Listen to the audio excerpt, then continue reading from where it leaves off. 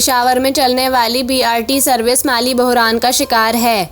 निजी transport company ने 75 करोड़ रुपए से ज़्यादा बकाया जात की अदम अदायगी पर सर्विस बंद करने का फैसला किया है। निजी कंपनी ने वज़ीर आला खैबर पख्तूनख्वा, महकमा ट्रांसपोर्ट और मुतल्लिका हुकाम को ख़त भी अरसाल किया है, जिसमें कहा गया है कि बीआरटी व्हीकल ऑपरेशन और मेंटेनेंस सर्विसेज की मद में 75 करोड़ 40 लाख रुपए के बकायाजात हैं। ट्रांस पेशावर ने फरवरी, मार्च, अप्रैल और मई के बकायाजात ताहाल अदा नहीं किए, जिससे कंपनी शदीद माली बहरान से दो चार है। दूसरी जानिब सूबाई निगरान वज़ीर ट्रांसपोर्ट शाहिद खान खट्टक ने बताया कि ट्रांस पेशावर ने समरी वज़ीर आला को भेजी है। किस किस मद में अदायगियाँ करना है, इसका बाकायदा ऑडिट किया जाएगा।